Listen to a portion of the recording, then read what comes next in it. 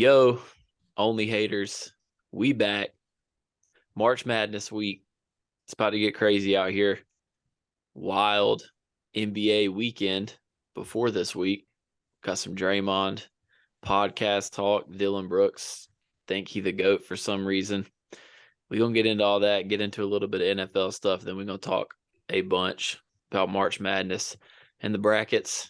Before we do that, as always, I'm with Deion and P. So, P, how you living? Living good. I'm living great. I'm kind of bummed, bro. I went on vacation. Now I'm back at work and shit, and just a same old routine. So I guess I'm all right. I'm living though. Deion, how you feeling? I'm chilling, bro. Same shit. Yeah, I'm chilling. I just watched Jabari Smith go 5 of 6 from 3 against the Celtics. Oof. Nothing new. Another L when we was trying to catch the Bucks, but of course, lose supposed to be a free win while they over here playing the Bucks playing the Kings right now in Sacramento, which is a pretty losable game. So like, you hate to see it, but we're gonna transition to Deion's NBA team because Draymond and Dillon Brooks was like the damn talk of the town this week. So I got to hear what you got to say about it, because we all on this podcast think Dillon Brooks is a clown anyways. So this just kind of further solidifies that, but I just want to hear your thoughts. Stop right here. I just caught you lacking, bro. What is you doing? Why are you not liking, commenting, subscribing to the Only Haters podcast? What do you got to lose? It's free. Matter of fact, I'm going to wait on you to go ahead and do that. Quit trying to skip the video, bro. Just go ahead and do it. It takes 2 seconds. It don't even take that long. Just go ahead and do it. I appreciate you, man. On a serious note, thank everybody for all the support.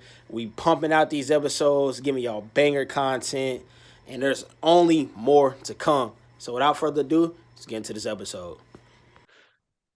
I mean, what did he say first? I don't know. Why did Draymond say that shit? I think it was something. Was it the Steph thing where he was like, he said something directed towards Steph. I know that. And then he said Draymond talked too much, because that's why Draymond was like, if you have 4 rings and you have 4 All-Stars, you like, I remember that shit was funny though. Like, man, I think everything Draymond said's fair, I guess. Obviously. I don't understand the point of it still. So, I mean, it is what it is. I'm sure there's some reason Draymond spoke out, because he's not really recording the podcast like that regularly. So, I don't know what Dillon Brooks said, but I'm sure he said something prior. And then, when you win, you get to talk. And the Grizzlies won. So, Dillon Brooks is entitled to talk. But I mean, Draymond said it best. Like, this to me is what separates the two teams. Like, I think it was game 5 last year. We got 40-pieced against the Grizzlies. And they decided to play whoop that trick in front of Steph, because Steph was talking shit on the way into the arena. And what did Steph do? He danced along. Love that shit.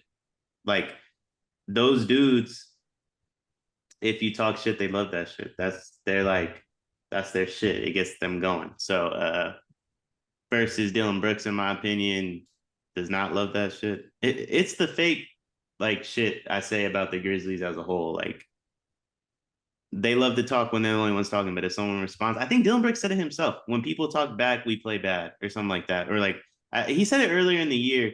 You can find the quote, JK, and throw it in here if you want. But he said, when people talk back to us, we like they crawl away and die. And the Warriors are the opposite. Like, Steph and Draymond specifically are the opposite. So like, I just don't think that team, like the Grizzlies, really have any gangsta. But like, listen, bro, if you win, talk your shit.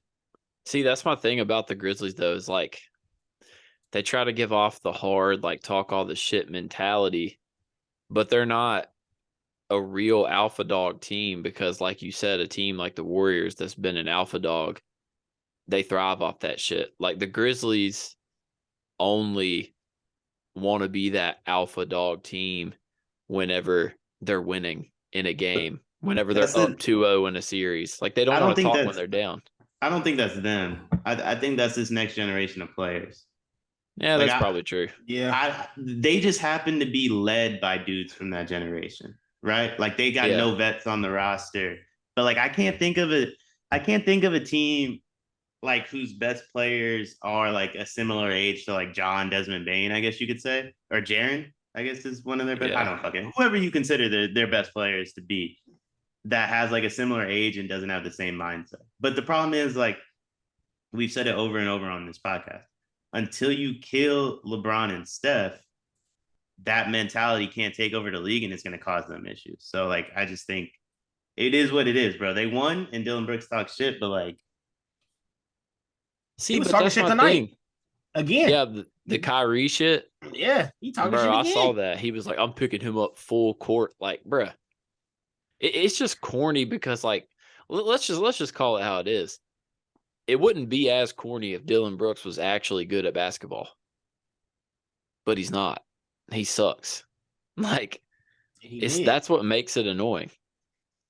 That's why I hate it. This year too, right? Yeah. That'll be interesting. It's like, who the hell is going to deal with him?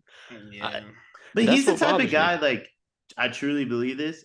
Like, if Ja gets out of rehab and the Grizzlies are able to go on a run, which I don't think they'll be able to, because we're going to be on the side of the bracket with them. Like, I think the Kings and Grizzlies are in hell at the idea of the Warriors being on their side of the bracket. And then, God forbid, the Lakers get the 7th seed. Like, that's just a worst nightmare for those two teams. But hypothetically, they go on a run. Dillon Brooks is going to be a massive part of that. Draymond can say what he wants. We can say what we want. Like, Draymond is right in a way, in my opinion. Like, their championship window starts when Dillon Brooks leaves. But he's right in that because Dillon Brooks is like the needle mover, sadly. He's so like hit or miss and so bad that like they need him to be good for a 2-week stretch to win a championship. And I think it's unlikely, but I do think he's slightly capable of it. And that team is good enough to win a championship to the point where, like, if you told me they won a ring and Dillon Brooks was a $25 million player in 5 months, like, I'd agree. Yeah. I mean, that's the thing. God, but see, Draymond did hit on that when he said that shit on the pod, though. He was like, I can't believe like your sorry team actually has to count on you or something like that. I don't remember what he said, but we got to count on his sorry ass, though. That's true. Nah, see, this actually leads me to the next point because I wanted to talk about this, Deion. I know you've seen it. I know you've seen Nick Wright talking about it. Bro, yes, the Warriors are the defending champions, but this 7-26 on the road shit got me thinking they can't do it this year. There's never been a team with that bad of a road record. They don't give a fuck. They don't give a fuck. They said the same thing. They said the same thing about us last year. Yeah, but last year y'all weren't 7-26 on the road. But they said we can't win on the road in the playoffs because there's never been a team with this bad of a road record to ever win championships. Like, who cares? We keep breaking that record. That's how I feel. Honestly, like, I mean, Draymond did say that too. Like, bro said he basically essentially said he don't give a fuck about March basketball. You know what I'm saying? He said, I barely get out of bed. So, like, it's totally different for them whenever they're in the playoffs. Like, they're clearly capable of it. As my boy D Hill would say, I've been using it ever since. I'm getting a full 8 hours of sleep on that statement. I'm not gonna lie to you because they can easily do it again. They also like have probably lost 7 games on the road on purpose. And I'm not saying like they would have been guaranteed to win all 7 of those games, but let's say they went 5-2 across that stretch. Now they're 21. And then you throw in the fact Wiggins hasn't played in 12 games. That's also a concern. They're saying he might not come back. I think he'll be back. They're not this time, like, they don't want to challenge him. If they put a time frame on it, then everyone starts asking questions. If you leave it alone, you don't even know what happened to him. Like, that's how good the Warriors are about what's happening. No one even knows. So, like, that leads me to believe, like, he'll be back, but they don't want him to have to deal with the questions, or they don't want to have to answer the questions until, like, he's almost back. And that's out of respect for him. Like, I think we'll know more about that in like 2 weeks. I'm not too worried about it now. Steph missed 20+ games. Draymond missed 5 to 10 games. Like, Clay doesn't play back-to-backs, which is the bulk of your back-to-backs are on the road, by the way. I mean, it is what it is. Like, it's just weird to watch because, like, when the Warriors and the Cavs were always in the finals, I just remember watching. It kind of makes me sad, as much as I hate to say that, but like I just remember watching like how damn good Draymond was, and to see like he's still like a really really good defender. He still does the little things right, but even in comparison to like 2-3 years ago, it's just like it's sad. Like if Draymond was still what he was 3-4 years ago, like on God, I'd go put my whole entire bank account on the Warriors. Game 7 in 2016, bruh. bro. I swear to God, I mean, I thought they was flooding. he's gonna flip a switch. It's Draymond. See, I mean, I don't know. Like he didn't flip the switch until like April of last year.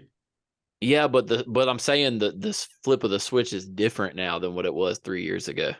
If that Draymond was still there, like on God, I would go put every dollar in my bank account on the Warriors.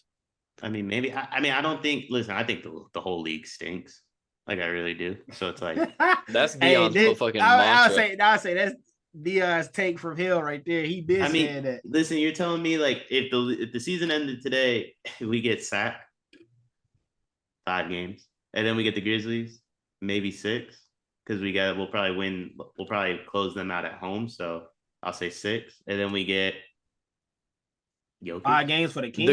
The Grizzlies is all dependent on how this Josh shit ends up playing out. Nah, let's say even if he plays, I don't give a fuck. Like, let's say he plays. Let's say he comes back tomorrow. Best case scenario for them, he plays. He's not going to, but he has a month before he plays. Like, it's still sick. I will say, in a worst case, it only gets worse from there. So the more I watch, like the Warriors and the Lakers are still like the Lakers look good as hell right now. I can't even lie. They look good as hell. But those are the best 2 teams in the West. But I will say, like the Nuggets are better than I thought they were. I won't lie. The more you watch, you mean the team that's been dog shit for the last 2 weeks? So, like, what have you seen? The game they lost to the Blazers was crazy, though. Brother, they're so bad on defense. Yeah, they've been losing, but like you said, regular season basketball. That's the thing. That's the difference. If you watch the Warriors, you're like, that's like regular season mistakes, regular season rotations. If you watch the Nuggets games, they're just picking on Jokic. But that's true. But I'm saying like what the pieces around him have looked like. Like Michael Porter Jr.'s honestly been good as hell for the last like 3 weeks. Horrible on defense. That's fine. So are the Mavericks. It's not. So are the Mavericks. Bro, the Mavericks cooked though. They might not fine because it's not fine because to win a championship, you have to play elite defense. If you come across the Warriors or Lakers, they're gonna pull Jokic into pick and roll the whole fucking game. I'm not saying they're gonna beat him. I'm just saying like I still think it's gonna go like 6 or 7, probably 7, just because Jokic is good enough to win. Have 2 games where he wins by himself. No, he's not. Almost. You don't think so? You don't think he can win 2 games? Yeah, he can, man. I mean, we've seen it before. He didn't do it last year. Did he do it the year before last year? I mean, wait, Jokic has been to 2 Western Conference Finals in the past 4 years. I think he's been to 1. I know he went. I'll say 1 in the bubble. You count like, that though. I don't. But like Michael Porter Jr. and Jamal Murray, like do help. See that's up for debate. I don't know. Jamal is the key. I don't know. I think he's. If you're running a pick and roll with Bron and AD and it's Porter Jr. and Jokic guarding it, you're gonna score $140. Yeah, you're but running pick and roll with Steph and like anybody, and it's Jokic and Jamal Murray guarding. But you out here naming combos that nobody in the league can stop. That's why we say that those are 2 of the 3 teams they're gonna play. No, I get that, but I'm saying that's who you have to beat. If you accept the fact that that's just going to happen, like then make them both drop 60 balls and try to drop everyone else. It's not like the combinations no one can stop. Like that's who you have to beat. That's your reality. The Lakers would be my favorite right now, bro, because what they doing without Bron is crazy. Yeah, and when Bron gets back, well either. Yeah, it's weird. Like they pissed me off last night. They pissed me off bad. 18 seconds on the clock, motherfuckers not fouling down 2. That shit was crazy. I'm not gonna lie. That was crazy as fuck. That's that coaching shit, bro. I think, bro, that might be their demise. I think the Lakers can just be out coached like fuck, dude. That's my only thing. But Not their demise. LeBron's the coach. That's what Bron fans have been saying since he entered the league. Maybe that's just your best player. LeBron's the coach. He's not even playing right now. What the hell? But that's what he wants. That's how it works. You can't coach a LeBron team, so you can't have someone out there that's a great coach. He's not willing to be coachable, so you can't have some. Is Ty Lue not a good coach though? You don't think Ty Lue a good coach? But bro, ran him out of town. And then eventually ran him out of town and then didn't hire him in LA. I will agree with Deion on that. Like, that's my one knock on LeBron is like the reason he's never had an elite coach is because he can't play with an elite coach. I mean, the closest thing he had to an elite coach was Spoelstra, but I mean, bro, I think that was more Pat Riley. He can't play with an elite coach, and he could never play. Bro, the best thing that ever happened to the Lakers was Kawhi not going there. That would have never fucking worked. LeBron cannot play with somebody that might be better than him. Could That's LeBron play for Steve Kerr? Bro, stop it. Could LeBron play for Steve Kerr? Bro, pause. Nah, Bron could never play for Steve Kerr. Kawhi is, bro. I'm not, hold it down, JK. Deion, stop it. I never said Kawhi was better than him. I'm saying might be. It's not that far off. Right now, honestly, it's pretty close.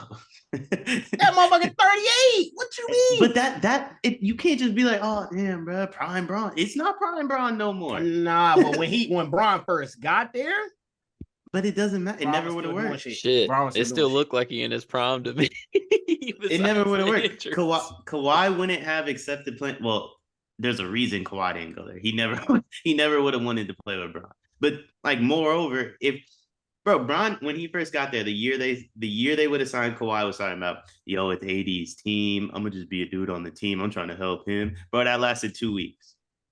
Imagine if he said that about two dudes. That ain't Bron. It went out the window in 2 weeks when AD kept down being on the ground and shit. But see, here we go. Like that. Here we go. Quit playing. It's always something. Like it just isn't Bron. That's not in his nature. Like, he can't do that. He can only play one way. And it's fine. The one way he plays is arguably the greatest way of all time. So who cares? Yeah. But both can be true. Bron fans just want to have like a million superstars on the team so they can say like, oh yeah, like, who got a super team now? As if they didn't. Like, I mean, we all saw what happened in Miami. Wow. I mean, what happened? D-Wade knees. See, here we go. Chris Bosh got blood clots.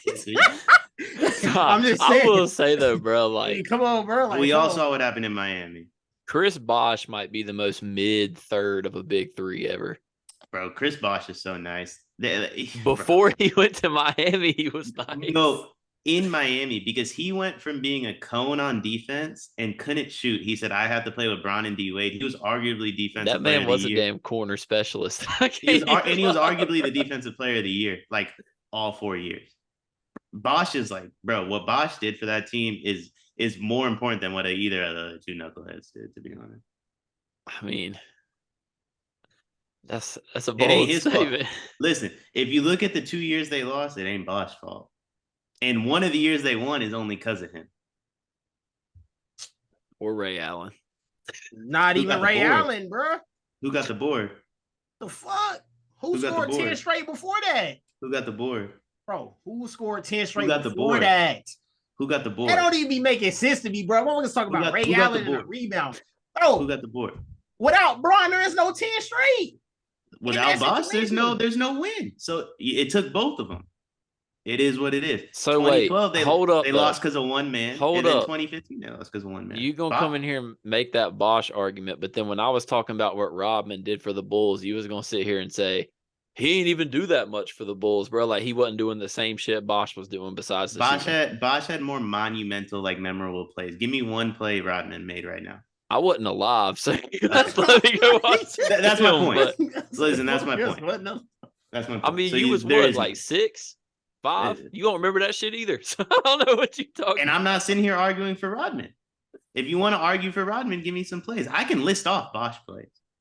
We forget that he blocked KD against OKC too. I mean, I'm just saying, like, they could have been down 2-1 in 2013.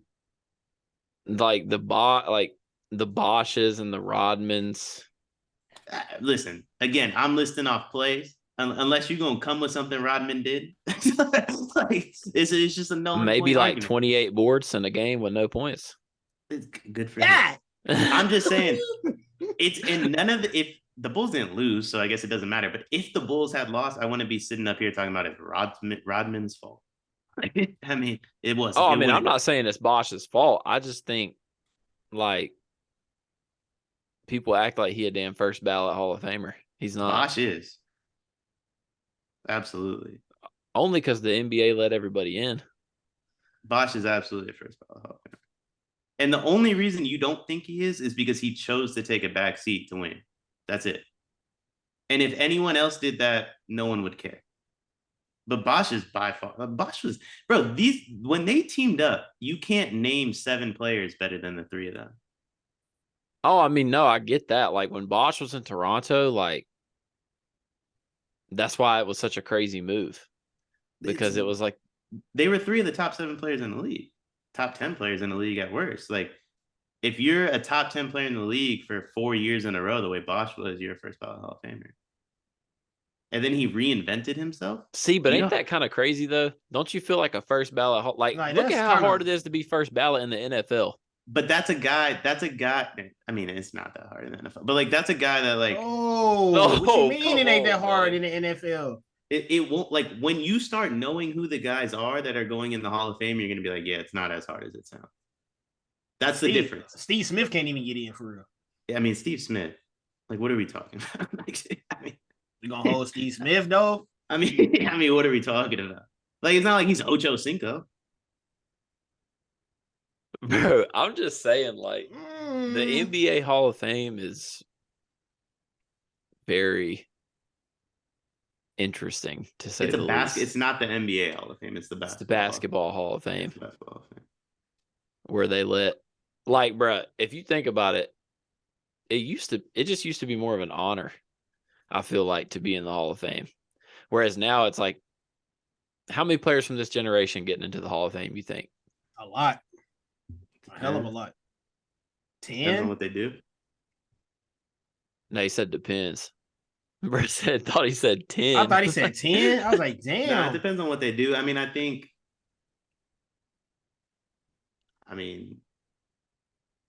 if it was so easy, Clay would have been top 75. Man, they had all them. No, they screwed that list up. Man, heavy though, bro. Dwight wasn't even on. I don't think they did. Dwight shouldn't be. Dwight shouldn't be. Is Dwight first ballot? Probably 2-time Defensive Player of the Year, right? Yeah, I would say Dwight's more first ballot than Bosch, but that's just me. Harsh disagree. You put he didn't last long enough. I mean, yeah, he gonna be in the Chinese Hall of Fame. I mean, that's 80. Ni hao. I mean, but Dwight peaked. I don't even think Dwight peaked higher than Bosch, to be honest. I don't know, bro. Let's take the Magic team to the finals. What did Bosch do when the Raptors was his team? That Magic team was a lot better than the Raptors team. Yeah, but he was still the best player. They did have Hedo. They still had Jameer Nelson, didn't they? They had like two All-Stars, and then they had Rashard Lewis and Hedo Turkoglu. Hedo was that guy. He was, though. He was a fool. That Orlando team was a lot better than them Raptors teams. I think I couldn't name another player on them Raptors teams. Bargnani. Hey, chill, my man, bro. That's it. It was Bargnani. That's your cousin, JK. Them Raptors teams stunk. Like Chris Bosh is the most like loyal to the core guy you're gonna find. Hey, bro, the fact that he left Toronto speaks volumes. No, like I think Chris Bosh, like I don't even have nothing against Chris Bosh. Like off the court, he might be one of the best like dudes to ever play in the league for real. Like, I mean, I don't know him off the court, but like just from what he is in the news. But all I'm gonna say, he gonna get first ballot because the blood clots. He finna get a sympathy vote. I mean, I think if you look at what he did, he played 8 years, 9 years, 9 years, maybe. Yeah. So he didn't last as long as Dwight. If you throw his 9 years up against anyone, and then it takes a first ballot Hall of Famer to reinvent themselves in the manner he did. Oh no, I give you that, to be a top 10 player and to take a back seat, but like, but he didn't just take a back seat. Like that's not even giving him enough credit. He became a whole different player overnight. Like he learned how to play basketball in a completely different way. I mean, I think that's just because he knew that was his way to win. Yeah, but like you still LeBron. have to accomplish that. We've been begging for certain players to learn how to play in a different way for 10 years and they can't figure it out. Russell Westbrook. Yeah, but LeBron probably set that man down and said, "Listen, You don't do think Bron exactly what sat I Russ say. down? You off the team." You don't think Bron sat Russ down? Well, we knew Russ was untamable. 99. That's the thing. 99%. Oh my God, bro. 99% of the league is. AD don't play no different. They need AD to play different. He don't play no different. No, If they just AD need AD to be on the court. No, they need him to shoot. Man, his ass need to be on the court. For That real. too. I mean, that too, obviously. Like, they need him to be healthy and shoot. He ain't done either since the bubble. Shit. I don't know. That's going to be interesting to see, though. This is just one last thing. Not every player can reinvent themselves in the way Bosh did. That shit, and he didn't need to. That's the thing. If Bosh stayed in Toronto, he's like the best, one of the best bigs in the league, if not the best. Yeah, but then he never wins the ring. So it was a smart career choice. Yeah, like for sure. It was the right career choice. Yeah. But he didn't. I don't think he went there thinking Bron was going to be there though. That's the other aspect of it that doesn't really matter. But like, I don't think he went there under the assumption Bron would be there. Like, I don't know. This is just one last little nugget before we go to some NFL stuff. But I saw this. John Hollinger, that covers the NBA for The Athletic, he came up with this ridiculously insane stat. 45 of the last 46 NBA champions have been a top 3 seed. 42 of the last 43 have won 52 games or more. How do y'all feel about that? That sound cool coming into this year. Yeah, I think it varies. I mean, that matters more so when the top seeds are winning close to 60, right? The 2 seed in the West is going to get to what, 50, maybe? Like, maybe. Yeah, the West is weird as hell. That's just actually crazy, though. It's just different. Like, if the Warriors play the Kings, who like might have 50 wins, they might not. 16 games left, they got 40. So it's like, yeah, maybe they get to 52 at the most. At the least, they could get to like 47. So it's like, I think that's a little different than what he's talking about. The only teams with a shot, like a real shot at 60, is the Bucks, the Celtics, the Sixers, and the Nuggets. I think the Sixers have what, 44, 45? Celtics have what, 46 wins? Celtics have 46 or 47, and the Bucks have 47, I think. Ain't either one of them teams getting 60. Nah, the Bucks got 49, right? I'm about to tell you. There's only like 15 games left in the season. Like, let's see. The Celtics got 47, the Bucks got 48. And they got no, the Sixers. Nah, they won't. They got 13 games left, and the Bucks got like 14. Yeah, they ain't getting no 60 wins. They'll probably both get. If I had to guess, they'll probably get 55.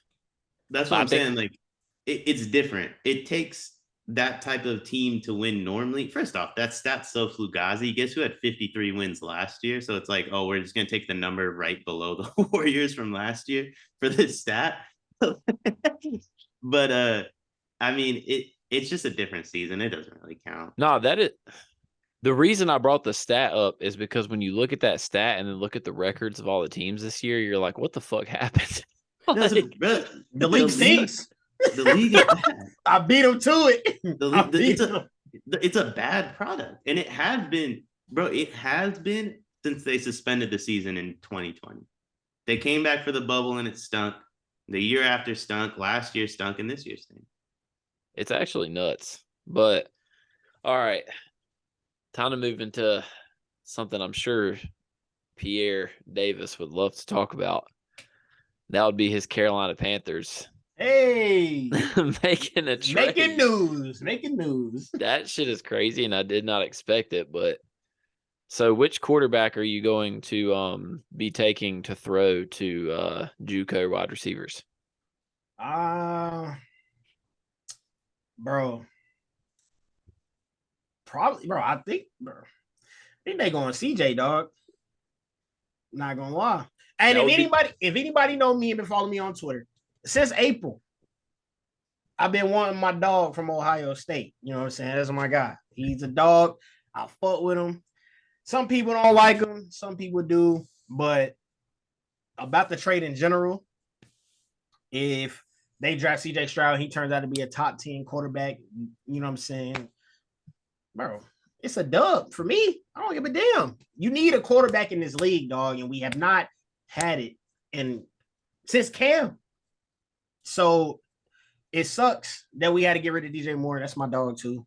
That's another jersey I gotta damn store away. Damn, but I think what they're trying to do is they're just righting the wrongs in the Matt Rule era, dog. And it's just one of the consequences that we unfortunately had to damn do. So, or had to go through. So that's what I'm going with though. But shout out to the Bears. Shit. It could work for them too. And we just really don't see on draft night. That's all it is. That if they can actually just even get like a remotely capable offensive line to put around Justin Fields and those weapons, I'm gonna love watching that Bears team. Like that's just like but no, the reason I like what the Panthers did is because you haven't had a guy at quarterback. You can't really rebuild a team unless you have a guy at quarterback. And you weren't going to be able to tank and wait for next year because the Panthers don't know what tanking means. They always win 6 to 7 games and never get the number 1 pick. So it wouldn't have happened. Unfortunate truth. So it's like, I don't know. But the problem is you're going to have to either sign someone or get some like trade for another first and get a receiver. I don't know. I mean, it's the bro, and that's also a problem that I be having with people. But there's not only one round in an NFL draft, dog. Like, there's multiple receivers that have been second-round picks, third-round picks that turn out to be some fucking dogs. Wasn't Debo a second-round, third-round pick? You know what I'm saying? Bro, a lot of them are. So, bro, a lot of dogs can come in the later rounds. DK, I think AJ Brown was. Did they trade a second-rounder too, though? Next year. We got every pick in the draft this year. That is crazy. See, that's crazy. I don't think that's true. I think they traded a second-rounder this year, too. I think it was a first this year, a second this year, a first next year, and then a second in 2 years. We can check. I mean, it's a gamble. I'll say one of y'all can check. I can check, but I'm pretty sure we have every pick. I think so. I think you guys Darnell Washington. You guys traded the second rounder from us. Yeah, we traded y'all's, but we still have ours. That's what I'm trying. Yeah, okay. Well, that's actually a perfect transition because Deion, the 49ers, they have their guy, man. They're locked and loaded. Oh, Darnold.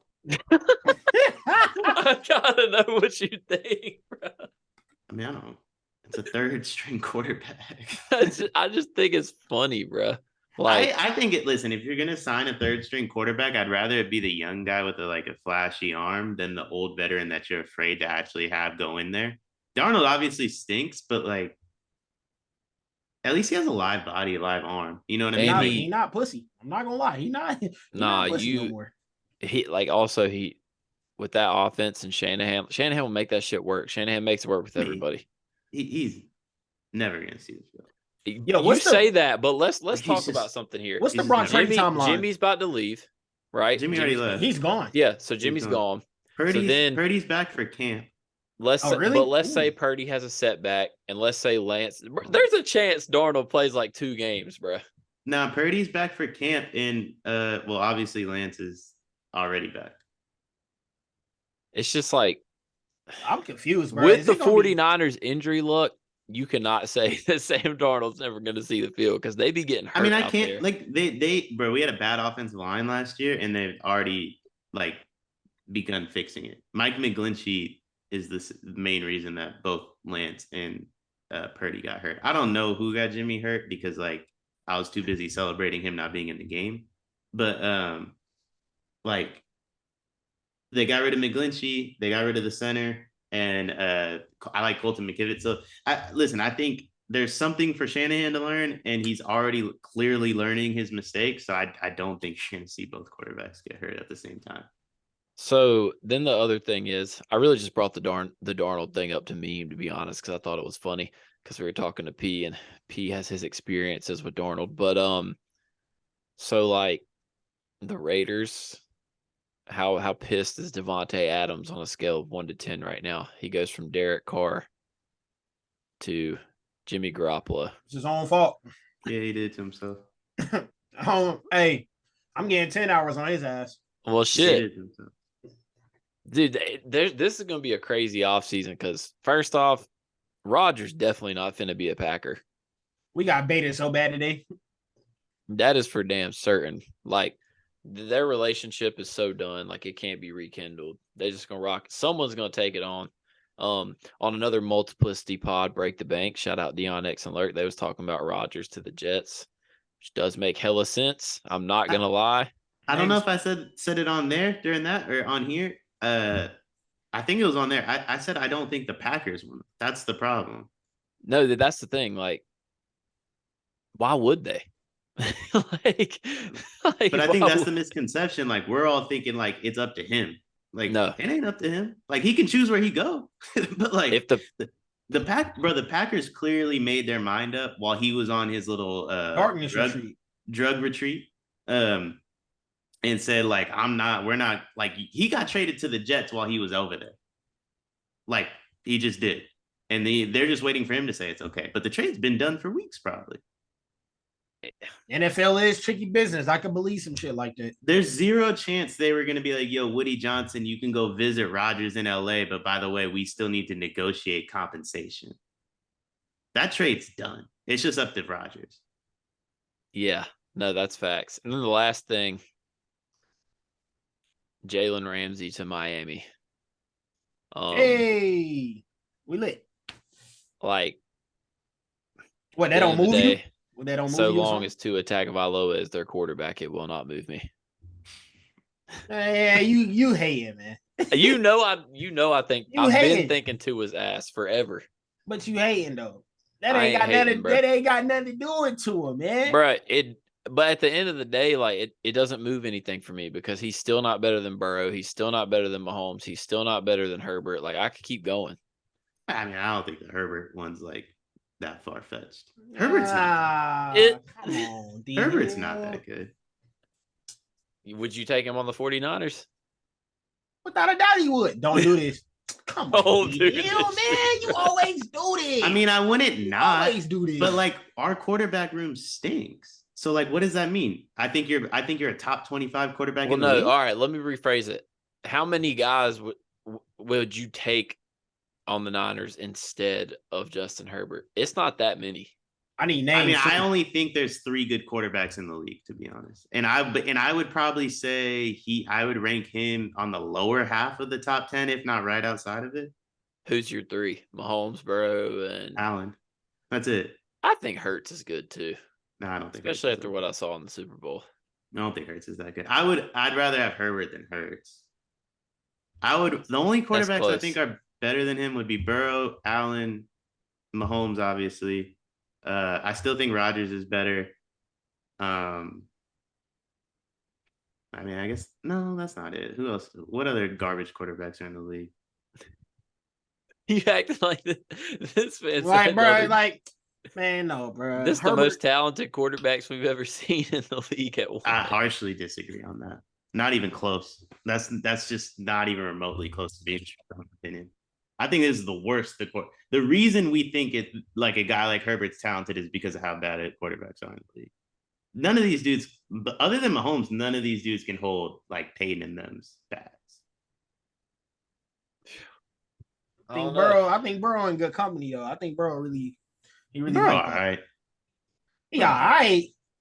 He's pretty good. He's got a lot to prove, but he's pretty good. But the reason that it's so hard to individualize people not named Patrick Mahomes from this era is not because they like, bruh, the reason you knew Brady and Manning were so good is because like who the fuck else was good? I mean, Rivers is better than Herbert to me. Maybe. Nah, I don't even think that was close.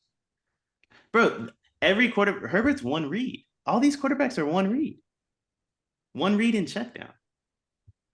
It's really bad. And you can't guard anybody. They still can't throw.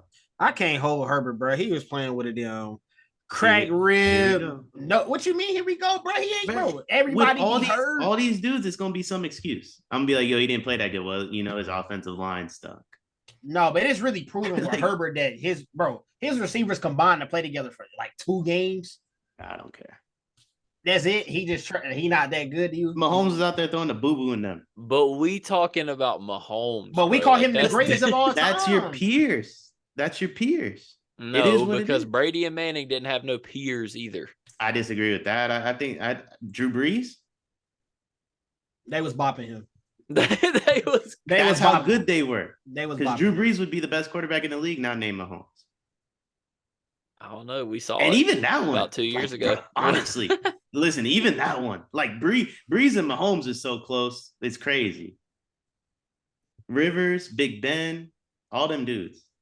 Shit, Andrew Luck, the best quarterback in this besides Mahomes. If Andrew Luck wouldn't have got hurt, bro, really might would have been like he was. But different. these dudes ain't that good, and you can't play defense, and they still not that good. I mean, Like all right, hyping up Trevor this is what I Lawrence. say. I think there's more good quarterbacks in the league right now than there ever has been, but not more great ones.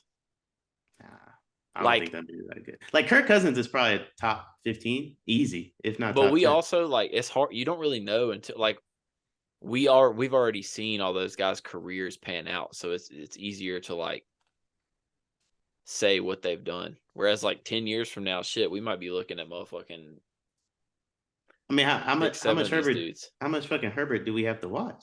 It's been 4 I years of mean, this shit. that's what I'm saying. From watching him, like, I don't see how you could say he's not nice. Because all he does is make flashy throws. He doesn't have like IQ at all. And then we blame coaching staff, like, oh, why'd they do that? Like, as if this dude can't control the line of scrimmage and audible. Is he not allowed to do any of that? I ain't even making excuses for him. I just think he's but good. like that, like, so if he's so good, they shouldn't have gotten smoked the way they did. I'm not saying so good. Like, I don't think he's like top 5 type shit, but like, I mean, I still think he's like good. I mean, He top 10. I mean, Tua like would have done more than Herbert did, and they both did the If same you shit. put my Justin God, Herbert on the bro. Dolphins, It's that clear. motherfucker's going crazy. I don't know because there is something to how quickly Tua gets through reads that Herbert doesn't do that. So I don't think that's so. Yeah, for he certain. has to get through reads quickly because once they get 15 yards down the field, he can't throw it that far. No, He ain't got no that's. fucking- I mean, I guess for like the joke purposes, I guess like that is true, and that's like a clippable, funny moment. So I won't take that away from you. But like watching Kyle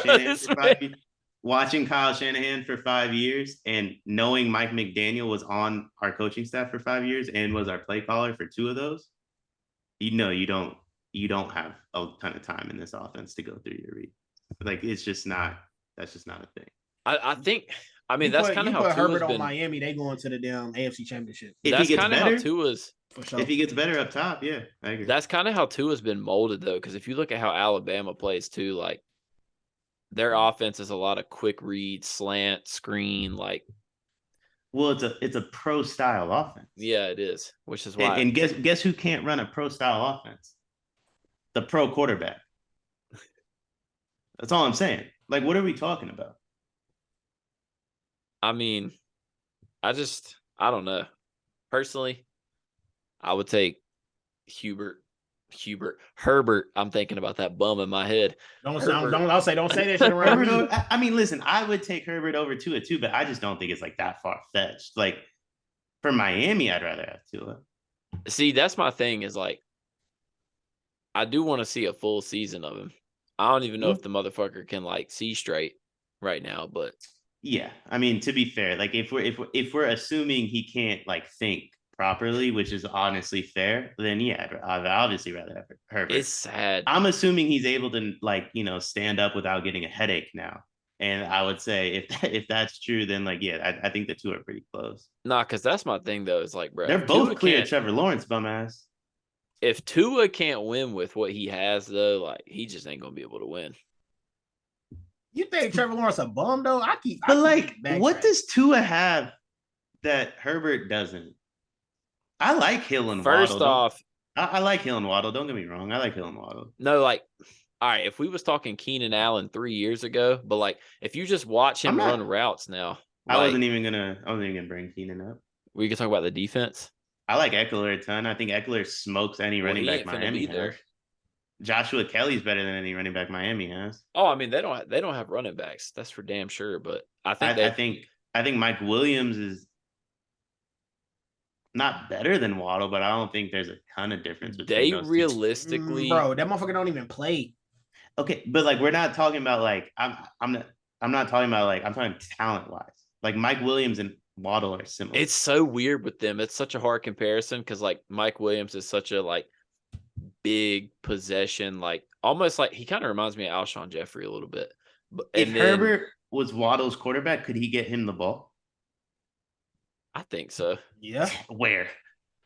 Shit, he get Joshua Palmer the ball. The amount of open that Waddle and Hill were on like 60% of those plays. But you have to get through because of the routes Waddle and Hill run. You have to be able to get through your reads so quickly. Like I don't think Herbert. Waddle had 200+ yard receiving games with Teddy Two Gloves at quarterback, so I think Herbert gonna get him the rock. I mean, yeah, that's true. I want to know where this, bro. Where is we getting this Herbert don't got no IQ stance from, bro? Where is this coming from, bro? Watching them play. You were the only person I've ever seen. That's because it's illegal to say bad things about Herbert because he has long hair and he has blonde eyes, or blue eyes and blonde hair. It is what it is. He's a perfect member of the Aryan species. No one speaks bad on Herbert. They blame everybody around him. Now he has. This is why I love the Kellen Moore hire. I'm sick of hearing that he has a bad offensive coordinator. I'm so sick of that shit. I don't believe offensive coordinator. Listen, the reason I think Tua works in Miami is he's limited physically and he's limited with skill set, but he's crazy up here. So you pair him with a phenomenal offensive mind and you get what you got in Miami until he started doing the Crip fingers and shit. Herbert has phenomenal physical tools. He has nothing up here, right? Not a damn thing up here. So if you pair him with an offensive mind, like I really don't see anything that changes. Like if Herbert was so good and so smart, a lot of them plays they made that we're complaining about the offensive coordinator for, he just gets to the line of scrimmage and changes the play call. You think Mahomes is running some of that dog shit the Chargers ran? But that's like, I don't know. It's hard to, like, I'm not comparing anyone to Mahomes. Fuck that. But like even Tua, like I know for a fact, Mike McDaniel gives him 3 plays. Tua gets to choose one that he wants to run. And then he gets to the line of scrimmage and has 2 audibles. And you see him go through those audibles a lot. Like it just, you don't see Herbert doing that stuff. It is what it is. Like he's phenomenal physically. So is Josh Allen. I think Josh Allen's a moron too. Oh, I mean, Josh Allen. But that's proven though. That motherfucker. It's not proven with Herbert? Nah, that shit really proven with Josh Allen. That motherfucker a turnover machine, dog. Herbert isn't? Shit. I don't know. But when Herbert throws a pick, it's because his offensive coordinator called the play. Right? I don't know if it's like that. Or it's because Mike Williams was hurt. See, I'll be honest. Maybe you just see it more because you live on the West Coast. I don't be seeing that many Justin Herbert apologists on my feed, to be honest. That's what I'm saying. Like, I don't really. But you do live on the West Coast. No, I don't be tweeting about him. I just think he's good. Who's buddy on FS1? Emmanuel Ako? Oh, bro, God. Social media quarterback, but he dumb as hell. Who was he talking about that for? Justin Herbert, right? Oh, okay. Yeah. What was the response to that? What'd you just call him? He's an idiot, though. Okay. For real. Okay. He really is, though. He said some bullshit. I mean, all right. So, there's one, JK. I found one for you. I will gladly say bad things about Herbert. It's okay. Every sport has one guy you can't say bad things about. I will gladly ride on that train. You can't say bad things about Herbert. It's okay. He's NFL John Morant prior to the guns. So he's NFL Stephen Curry. You can't say anything bad about him. I mean, they run headlines about Steph all the time. Good ones. Not always. Not always. But there's whole clips of them clowning him for not having a Bill Russell award, as if that award matters. Max Kellerman screaming. One of my favorite memes is Max Kellerman screaming, "I want Iguodala." You think anyone's calling for Herbert's backup? But like, I mean, come on, bro. That's like talking about Emmanuel Acho, bro. We talking about first take. Them motherfuckers literally famous off saying dumb shit. Nick Wright hates stuff. What did Nick Wright say in 2020 after KD left? Well, Nick Wright, like one of the most biased motherfuckers. What Skip Bayless say? What LaShannon said? But like you naming people with ulterior I'm naming motives media members. against ulterior motives against Steph because they love LeBron. That's my point. But I don't care. I'm not saying like, listen, if San Diego or what are they, LA? LA, they should be San Yeah, Diego. my bad. If LA Charger fans want to defend Herbert to the end of the day, they should. If he like loves, has watched the Charger, you go, when he seen it throw that ball, and he loves Herbert, like I'm all for that. The media does not allow you to say bad things about Herbert, and if you do, now you're Emmanuel Aiko who has to wear social media QB jerseys around and be like the odd man out. I don't know. He say other dumb shit though. That's what I mean. Listen, I'm not saying he's a genius. I'm just saying like I just listed off 5 media members in a row that say bad shit about Steph. Give me 3 that say when I'm bad. saying the media though, you can nitpick shit that these big dogs say all the time about a lot of guys. When I say the media, I'm talking when I get on motherfucking Twitter and see people talking about shit. I don't ever see anyone say some bad shit about Steph. You talking about shows where they literally trying to get clicks off of saying dumb shit. Like what? I mean, first off, media. The whole point of media is like trying to get clicks. I mean, the Grizzlies. Every Grizzlies beat writer ran shit about how the Warriors dynasty is dead in September because Steph's getting older. But that's just the new age of. I mean, how many people thought? How many media members did you say, like, or did you see believe the Warriors would win a championship again after KD left? Like none. Which is fair, by the way. It's fair. But I don't think that's hate on Steph. I think that's just losing the second best player in the league. That's hate on Steph. If you're doubting one of the greatest players to ever live, you're not gonna hear me say Bron not gonna make another finals until he retires. But did they doubt Steph or did they doubt Draymond? Did they doubt the fact that Clay hadn't picked up a basketball in 2 years? Like it didn't have anything to do with Steph not being good. That's my point. But they're naming Steph like Steph Curry will never make another finals. That's what people were saying. No one cares about the Warriors, right? Like no one cares about the Lakers. No one cares about the Bucks. Giannis won't win a ring. Jokic won't win a ring. Bron won't win a ring. Steph won't win a ring. That's what you hear. You're not gonna hear me say, I don't think the Nuggets will win a ring. I don't fuck if the Nuggets win a ring. I'm telling you, Jokic won't win a ring. But like, that's just because they're the face of the franchise. It's easier to say. So, I mean, like, how many goalposts do we have to move before we admit, like, people say bad stuff about Steph? Listen, maybe people say bad stuff about Herbert, too, and I don't see it. That could be true. Like, I don't know. But I'm saying national media on the big shows, you're not allowed to say bad stuff about Herbert. And P just backed it up by immediately calling Emmanuel Aiko an idiot. When I said, I mean, but there's legitimate reasons. Huh? There's legitimate reasons on things around Herbert that go wrong. That's what I'm trying to say. Like, there's no game where I'm watching the Chargers and I'm on the East Coast. There's no game that I'm watching the Chargers where Herbert loses them a game. That's what I'm getting at. And I've seen him go win the Chargers plenty of games. You know what I'm saying? So that's what I'm winning game. I think he's a good quarterback, bro. He's easily top 10. That's what I'm getting at. I would top say he's 7. I would say he's top 10. Yeah. That's what I'm getting at. Or like if I don't have him top 10, and maybe we could do this experiment next week. If I have him 11 or 12, like it's nothing crazy. Damn. It's I still just that, think. I mean, But I don't see how you can watch football and think the quarterback positions that like Jalen Hurts just made the Super Bowl, and he played against Brock Purdy in the NFC Championship. A wise man once said, Hurts is an idiot. Hurts is an idiot. Hurts had a great year, though. One read. Bro, it doesn't matter how many times you turn the ball over. One read. He had a great Super Bowl, too. One read. He don't turn the ball over because of his IQ. One read. Like, One I read. don't know. don't matter how many reads he's making. He's still smart with the ball. Unless you can make multiple, you're never gonna win a Super Bowl. It is what it is. Like, it is what it is, man. I mean, it is what it is.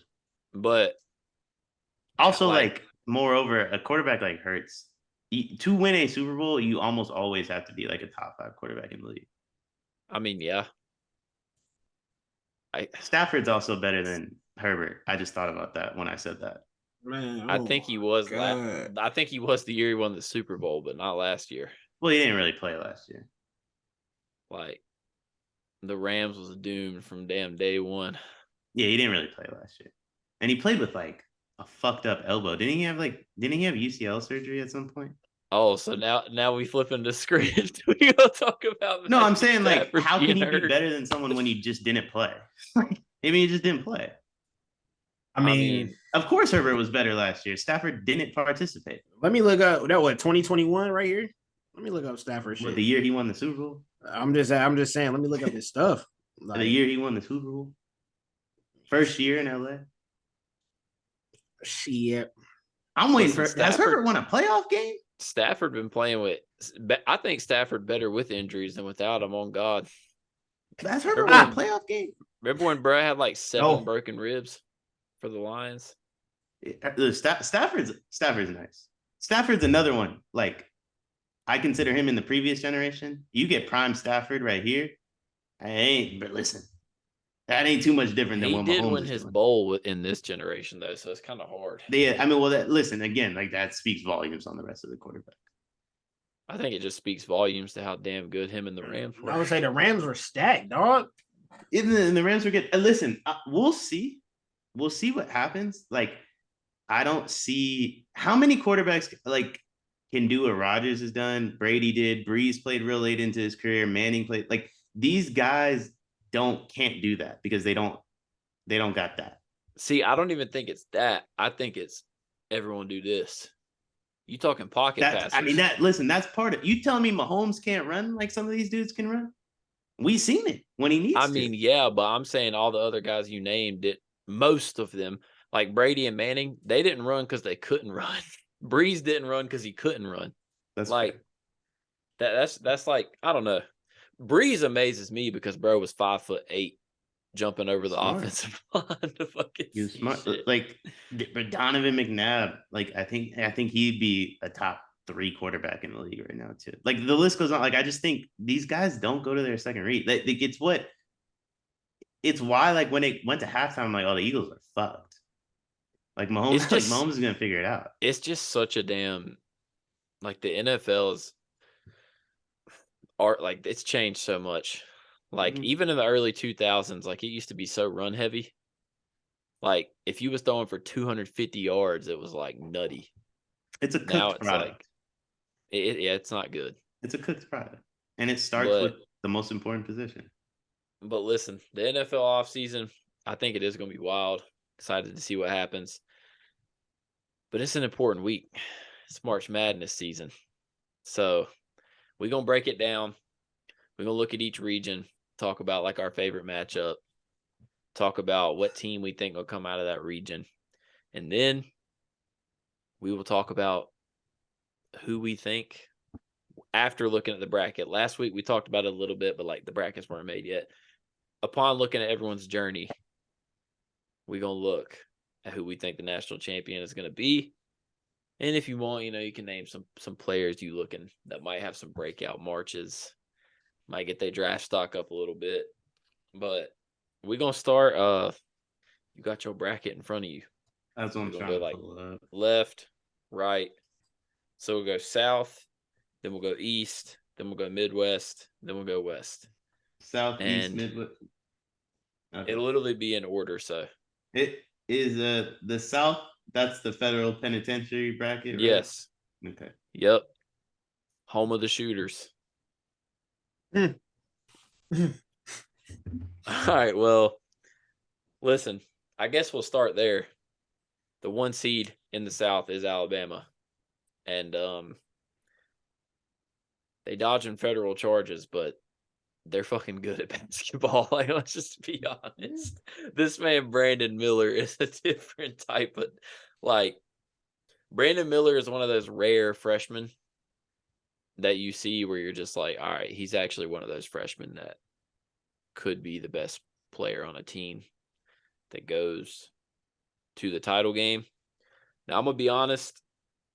I look at their bracket and It ain't moving me. nah, I dead ass think there's a very high chance Alabama could like steamroll everyone they play up until the Final Four. I don't think I like Arizona a lot. I do like Arizona, but my problem with Arizona is the Pac-12 was so weak. Like they just, but I will say this. I don't think it's that bad. I mean, it's top heavy, I guess would be what I would say. But to me, though, like conferences like that prepare you more for what you're going to face in the NCAA tournament. The thing, I agree with you. I like Arizona and UCLA personally. Yeah, I like UCLA. I like even SC. Even though Jalen Clark is out for UCLA, like the thing about me or about Arizona to me is Tubelis has the ability to be the best player in any series. So I think that's going to be the key. Like, if they can, I just don't know. Like, I think it's Arizona and Alabama without question. Like, I'm looking at the rest of I don't even know. I don't even think Virginia is going to beat Furman. But yeah, hypothetically, I think Virginia matches up well with Alabama, but not like enough to beat them. If that makes sense, like they could give them a scare.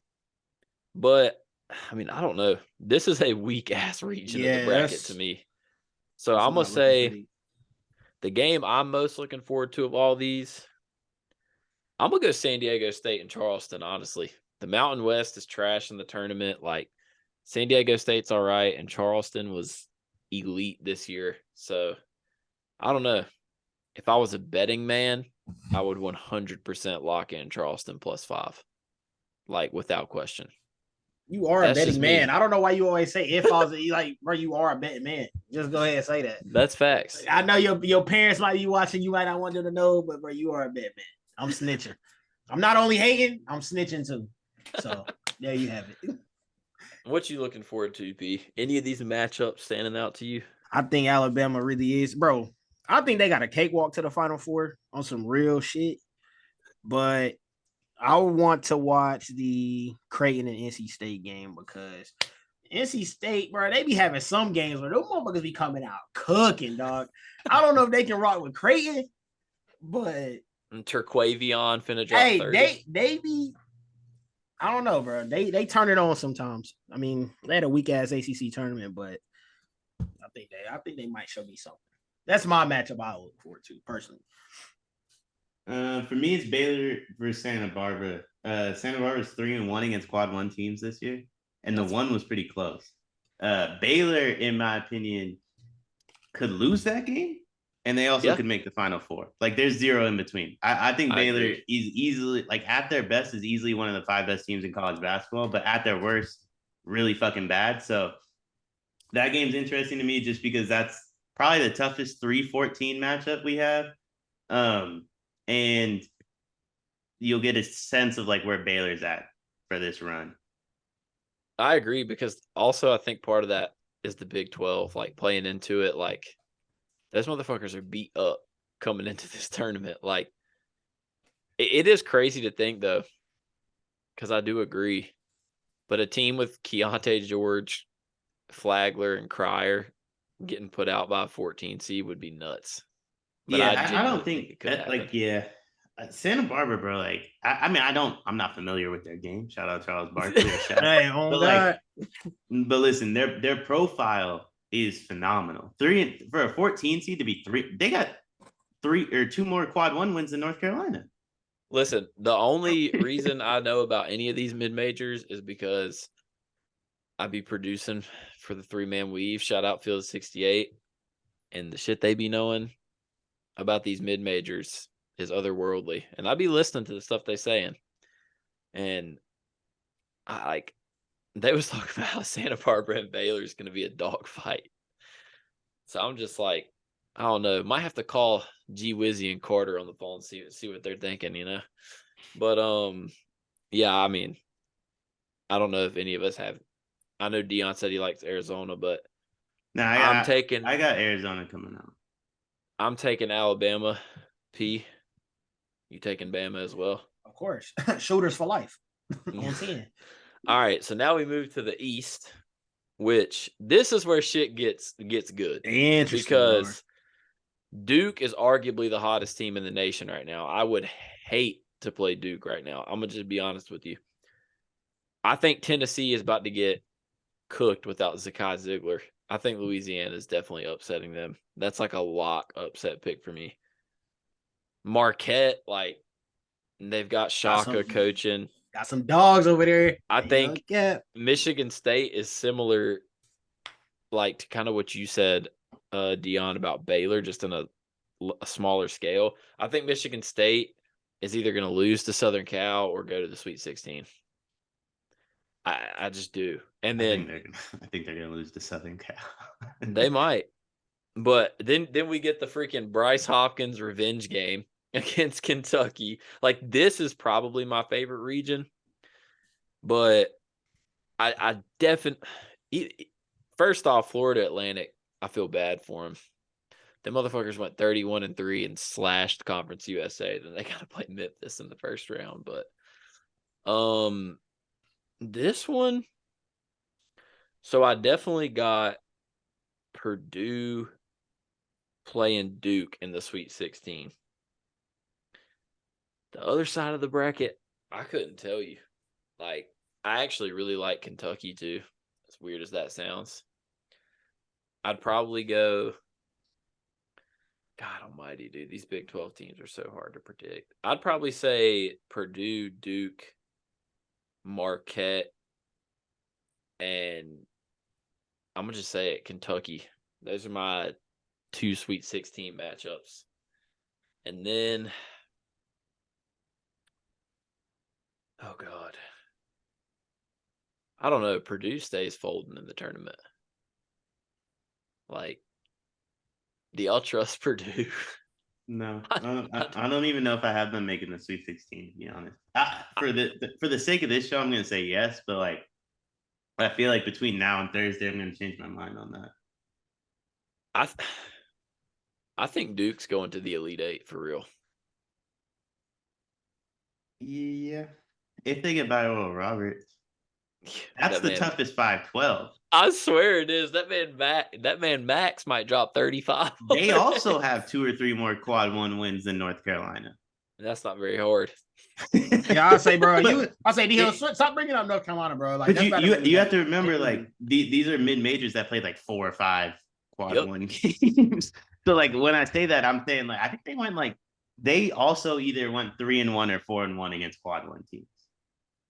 Yeah, this one's going to be a gauntlet, but I don't know, man. Call me crazy.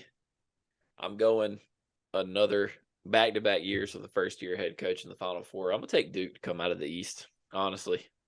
Bro, I ain't gonna lie, though. That center for Purdue crazy, ain't he? Yeah, he is tough.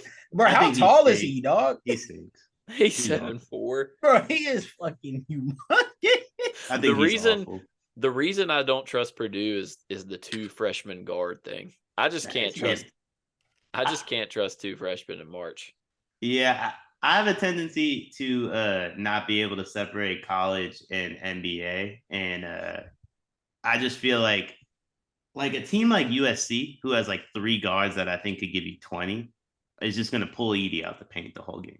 You know what I mean? Like, and then a team like Kentucky, or no, Providence, I guess Kentucky too, but Kentucky and Providence, I feel like could just get him in foul trouble the whole game. Like, he just doesn't feel like he's going to be able to stay on the floor. And what I liked about Purdue last year was Travion Williams, and they just didn't have to play Edey, and now they have to play Edey. No, like, that's my thing about the Duke matchup, and I think it will be Purdue and Duke, and it's like, first off, it's no walk in the park. Derek Lively is arguably the best defender in this fucking draft class. On top of that, he's got Filipowski back there too, so he's got 2 bigs he has to deal with. Roach is a junior, so he's got experience in the tournament. Like, I don't know. I think Duke is a nightmare matchup for Purdue. Jeremy Roach, bro. I like this game like crazy. Like, there's not a good team in the country that I don't think is a nightmare for Purdue. Yeah, that's probably valid. if Indiana realized Trace Jackson Davis doesn't need to post up on the block against Edie every time and put him on the elbow and let him face up, like Edie lasts maybe 10 minutes in that He'd game. blow by him every single time he got the ball. In a best case scenario, Edie fouls him. Like in an absolute best case scenario. And this is another thing. I don't care. Like, this is just simple facts, history, if you will. I'm never going to trust a Big Ten team in the tournament. They are notorious for sucking in the tournament. So, like, the way they play. Yeah, it's like that shit doesn't work. Like, I'm just being honest. Like, the whole ugly game shit, that's not going to work when you're like. Bro, I love Kansas State. I don't know how far I have them going. To be honest, this is the one bracket where, like, I wish we recorded this on Wednesday. Yeah. But I'm telling you, if Kansas State gets Purdue, they're going to beat them by like 10 to 15 points. No, I think so too. My favorite game in this side of the bracket, though, I'm going to go Duke and Oral Roberts. I can't wait to watch that game. Hottest team in the nation versus the man who took Oral Roberts. Where'd they go? The Elite Eight, Sweet 16? When Max was he a freshman or a sophomore when they did that? Max who? Abmas, the guy for Oral Roberts that averages so many damn points. I thought you were talking about some Duke player that transferred out. No, it was the year they beat Arkansas and shit. I don't remember how far they went, but I don't know. He's undone this before, so I'm excited for it. And Memphis FAU for me, because I think one of those teams could beat Purdue. So like those type matchups where it's like, all right, if Memphis looks good, even though I'll probably choose Purdue in a bracket, that sets you up to take Memphis like betting wise, if that makes sense. I agree, especially because they're gonna end up giving Memphis like 7.5 or 8. And the thing with Duke Oral Roberts is like, although I think that might be that in contest. Honestly, there's a lot of good matchups in this because I really like Michigan State USC too. But I think Duke or Oral Roberts makes the Sweet 16, so it doesn't really motivate me as much as like a Memphis team that like if they show out hot, like that could change the whole landscape of the region. P, what you got? Honestly, bro, this is only haters, bro. We're giving too many teams too much credit. I hope Oral Roberts beat the shit out of Duke. I don't give a damn what we talking about. But honestly, bro, I was talking about this today. I was saying just it's tough. The East is tough as hell. But I'm going to rock with Marquette because, the guard play at Marquette is just nasty, dog. Like, I just think they have at least 4 dogs over there that you can really lean on at any given time. So I'm gonna go Marquette. Why not? And I do agree. I do think Purdue having a 7'4" center in there, Edie, bro, like it's cool. It's a cool story. He is foolish as hell. He do what he got to do, but that's a matchup nightmare, bro, for any team that's smaller, can run, anything like that. So I'm gonna go with Marquette. That's my gut. I agree. So. No, that's what I think what Deion said is so accurate. If FAU gets Purdue, they're going to beat them because FAU plays 4 guards. Their 4 is like a 6'6" guard, and they shoot the hell out of the ball. The hell is Purdue going to do about that? Edie, I don't know. Like he also just like somehow shoots like 65%. But like when I watch Purdue play, I'm like, bro, this dude he's 7'4" shooting 50%. Like I feel like I haven't seen the games where he really like goes crazy for some reason. So now we get to the Midwest, which is interesting because first off, I'll say this, Sasser didn't play in the American Championship for Houston. If I'm Houston, I'm just going to rest them against Northern Kentucky. They're going to beat them anyways. And just wait until the round of 32 game. But this is interesting to me because Miami and Drake and Indiana and Kent State are like the 2 most picked upsets in everyone's bracket. And I think we jinxed the Hurricanes, Deion, because we was talking about that bet, and then O'Meara goes and gets hurt. And it's like, bruh, I don't know. That's the 3rd guard, right? I think he's the forward. Yeah, I was asking him earlier. I'm be honest, bro. Is March Madness Wong and Pat gonna play 40? That's we don't really need. No, see, I'm not on the wave, bro. Drake is only a freaking 2.5 point underdog. Yeah, bro. I don't care if O'Meara plays or not. I don't. Yeah, Pack and Wong gonna play 40, so it's like, what O'Meara's gonna play 7? like I'm not too worried about that. We can get 7 minutes from somebody else. And then let's see. I will say though, the Kent State over Indiana shit is intriguing as hell. Because I don't like. Miami gonna run Indiana off the court if they get Indiana. That's what I'm saying. Boy, Like Isaiah Wong gonna have Trace Jackson Davis in hell. So the thing about Kent State is like they have the best guard in the entire game, Jacobs, and then they have a bunch of senior guards, and it's like I get it. Sure, Trace Jackson Davis is going to get his fucking 22 and 15, but I love Jalen Chafino. I think he's really good, but like I said, relying on freshman guards in March, not a good look. That's just the way. I mean, that's just the way I see it. Because historically speaking, the way you win in March is senior guards. This region stinks. It's terrible. Yeah, why is Miami a 5 seed? Did they do this for like location? I'm really not sure. Because they have to be the highest ranked 5 seed, I'd assume. Maybe Duke, just because Duke won the ACC, but how is Duke a 5 seed? I don't, bro. Duke just ended the season the hottest. They should have been a 4, I think. But like Duke was 21 going into the conference championship, and Miami was 14. And what's crazy about it is Duke beat Miami and Virginia, so it's like. Yeah, and Virginia's a 4, right? Yeah, so that don't make no fucking sense to me. The committees, I think, the committee it was had location. Been throwing Miami a bone, I would assume. Because guess where Duke is being a number 5, Greensboro. So Greensboro, so they're definitely the highest ranked 5 seed then. Yeah, that's the location. They had to have been throwing Miami a bone because they would have been like, I'd assume that means they would have been like a 4 in like probably in the East bracket then, or something like that. It's weird, but no, this bracket, I'm gonna just go ahead and say it now. You know, I am a Kelvin Sampson and Marcus Sasser stan, and I love watching them play. But they losing in the Elite 8 to Texas. I got Texas going. Texas, Final 4 out of this. Texas tough, bro. Texas hell, bro. What they just did to Kansas, they tough as hell. And once the Big again, 12 bro, beats up on each other. But bro, I don't know what it is about college basketball, but bro, if your guards are fucking right, bro, you're good in the hood, dog. Exactly. Those Marcus guards, Carr. right? Them guards in Texas, bro. They got 3 of them, right? They got 3 guards over there. That's pretty tough. Yeah. Correct. Yeah, bro. Same thing with Marquette, bro. If you got good guards, I'm riding with you. Same thing. I'm just looking, man. And I'm just like, bro, Iowa and Auburn. Okay, that's gonna be the ugliest. My bad. I got Miami coming out, obviously, but yeah. I don't know what Texas did to Kansas the other 2 games, but I feel like that's just a bad matchup for Kansas. It is. I think they went 2-1 against them this year. And one was like a blow. Well, 2 were blowouts because the conference championship was 2. But like, I remember watching them dog Kansas. I just feel like that's a bad matchup for Kansas. Dude, also, how the hell is Kansas a 1 and Texas is a 2? And Texas didn't even get the South region because Kansas did. Oh wait, no, Kansas didn't. They got the this is the they should have renamed this bitch from the Midwest to the Texas region. They should have given Texas. Who got this? Oh, Arizona got it. Never mind.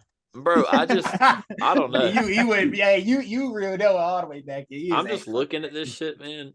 Iowa State stinks. They started the year good, but they're missing like their best player, no? Yeah, they're not good. Them Iowa teams in March Madness go crazy, unless that's just against Carolina. I don't know. And then Xavier, I'm just like, bro. Yeah, how's Xavier a 3 and Miami's a 5? That make sense. I don't understand like this. I'm gonna be honest with you. Even Marquette, like these Big East teams, just not really a fan. I'm gonna be honest. So Marquette for me, I gotta watch them play the first 2.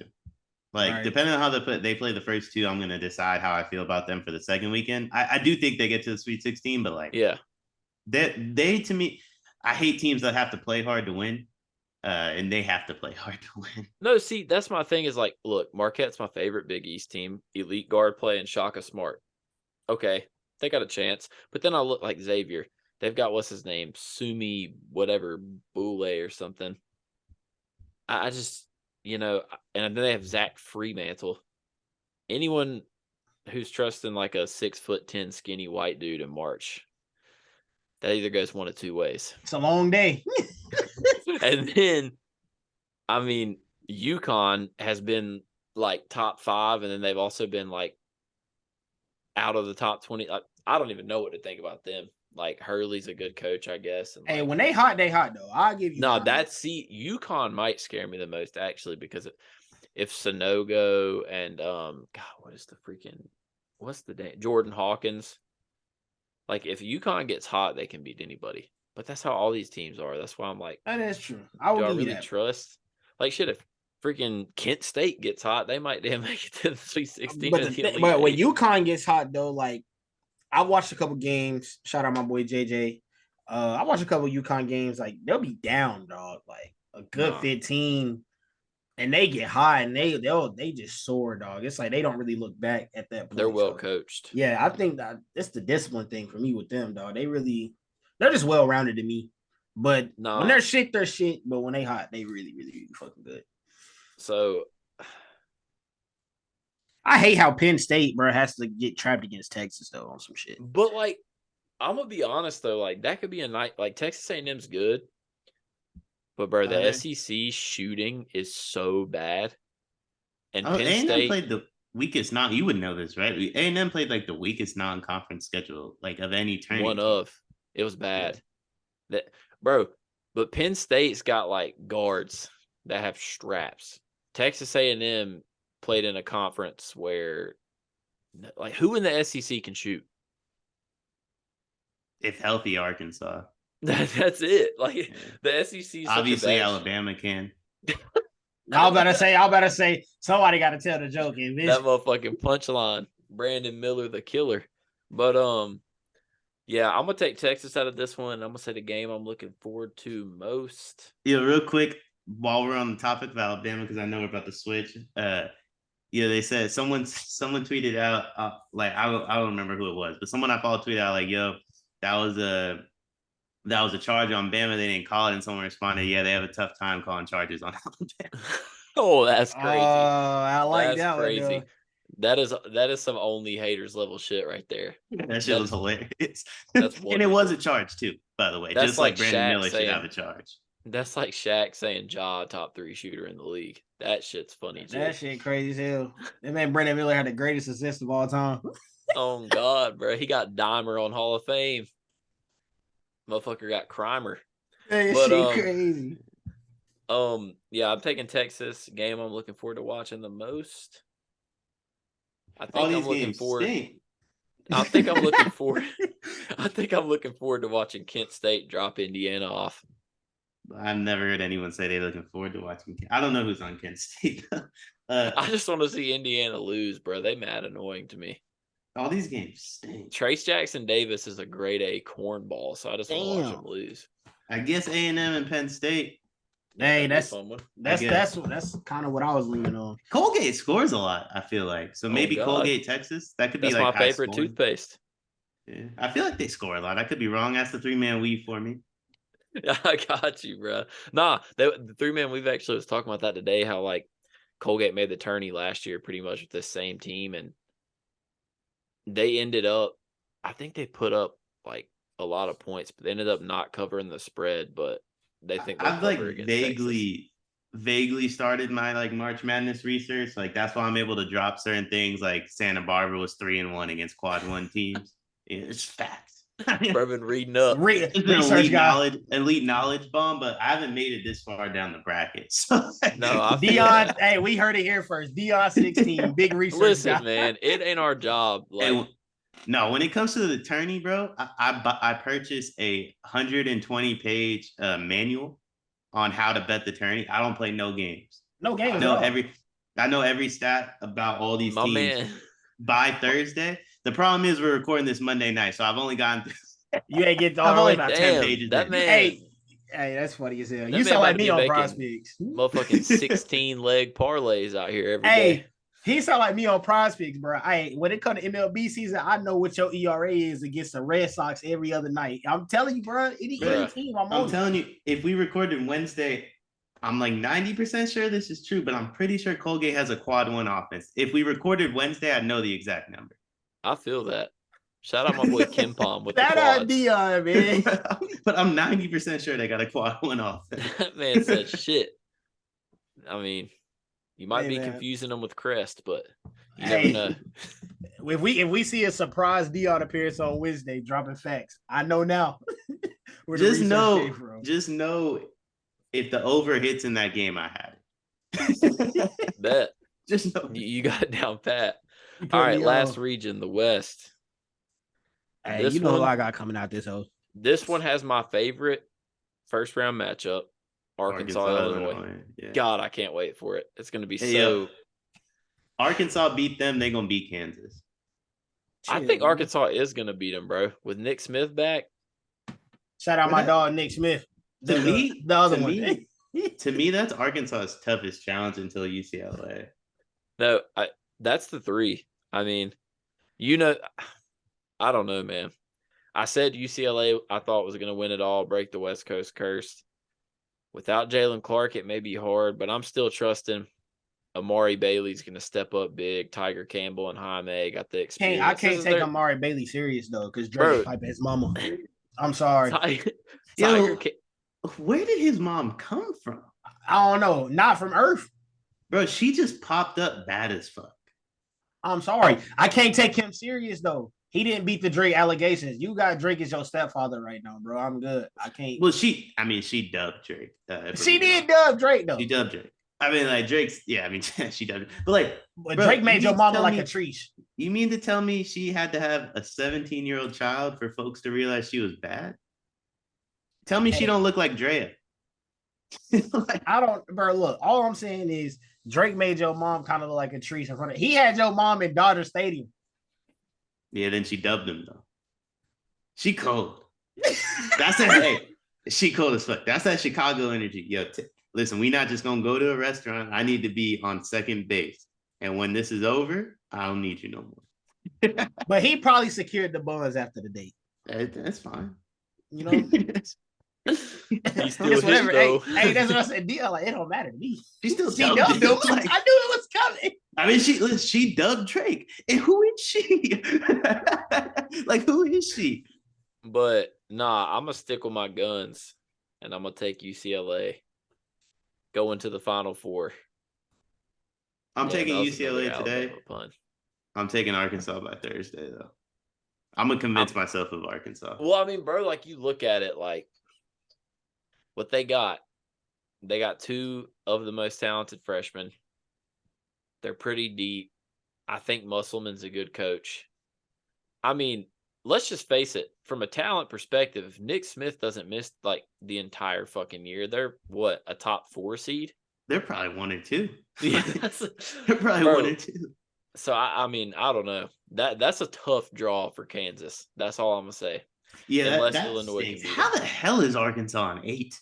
Dude, I don't fucking know. Bro, like I understand they weren't very good. They still won like 22 They games. should have, bro. I don't know. I would rather have them as a 7 instead of Northwestern, and the Northwestern at 8. I think they did that on purpose. I love the way Arkansas matches up with Kansas. They don't want anyone to two-peat. Yeah. I love I think Arkansas has to be the highest ranked 8, and they gave them the Kansas matchup because they knew like of the ones, like that's the one you match up with the best. Bro, if Kansas actually gets back though, it's gonna be tough because they gotta play. They can't beat Howard by a lot because Howard's an HBCU, so that would be racist. So that's gonna be a close game. And then they got one of the Bowl brothers or one of the they Makers? do. They have it's one of the Makers. Yeah, they got McCord Maker, I think. Yeah. So then they got to play Arkansas. Then it's like, bruh, I wouldn't want to play UConn or St. Mary's. I mean, shit, that's gonna suck. I'll take that. Then they got to play. It depends which UConn they playing. But the other 4-5s though, like think about the other 4-5. Yeah, that's true. If they had Duke, or they had Miami or Indiana, or they had I guess San Diego State, Virginia. I'd rather. I will say their 2-3 is kind of brutal though.